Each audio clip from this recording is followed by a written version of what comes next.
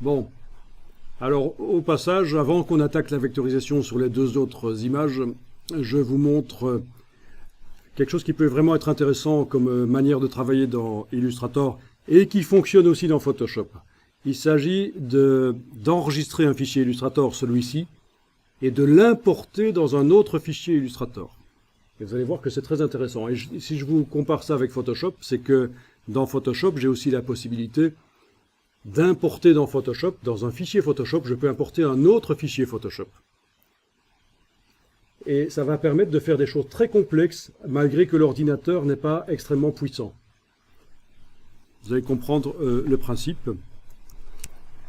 On va recadrer autour de la crème glacée avec l'outil de recadrage. Enfin, l'outil, pas de recadrage, l'outil de plan de travail. Outil plan de travail.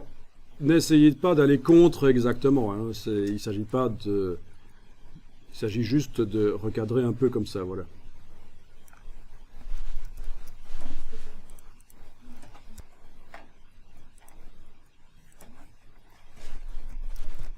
Voilà.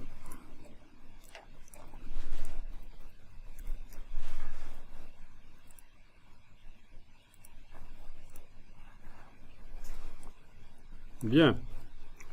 Vous l'avez enregistré sous un certain nom. Vous n'allez plus changer ce nom. Parce qu'en fait, on va utiliser ce fichier dans d'autres fichiers, et si vous changez le nom en modifiant sur le disque dur, ça ne va pas marcher. Donc à partir de maintenant, on se dit, on ne change plus le nom.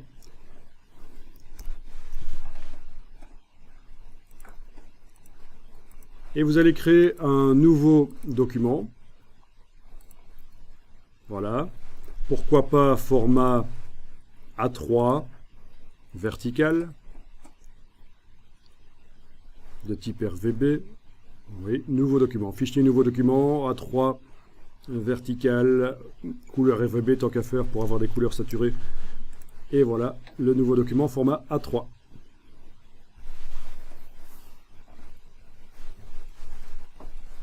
Alors, notre premier document est toujours ouvert là à côté, mais ça n'a aucune importance. Qu'il soit ouvert ou fermé, ça n'a pas d'importance. D'ailleurs, je vais le fermer, ce sera plus clair pour vous, je vais le fermer.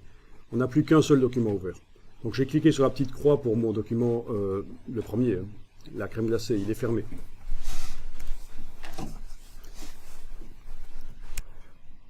Et alors, vous allez, plutôt que de faire un copier-coller de la crème glacée vectorielle sur ce document-ci, vous allez l'importer. Fichier importé.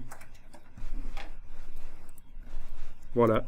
Et la case liée est cochée, c'est important, vous allez voir pour la suite. Donc fichier importé. Vous allez chercher votre document Illustrator là. Vous faites un clic et glisser. Et voilà, c'est la crème glacée. Mais c'est comme une image. C'est un document Illustrator, mais il apparaît dans ce document Illustrator-ci, il apparaît comme une image. Et il est bien entouré de transparence. Si on demande affichage, afficher le damier transparence, c'est bien entouré de transparence. Donc c'est intéressant de voir qu'on peut imbriquer des documents les uns dans les autres.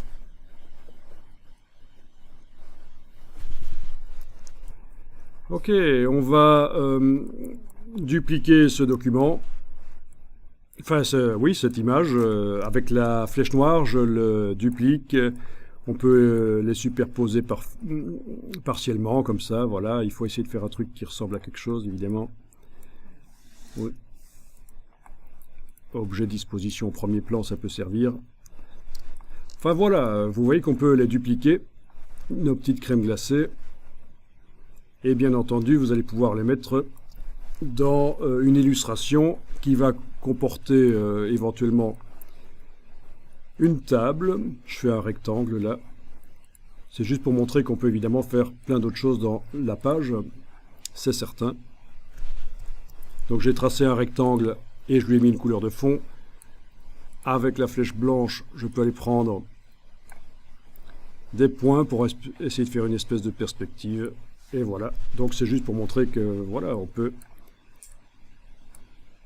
tenter de faire une espèce de table que je vais passer à l'arrière-plan.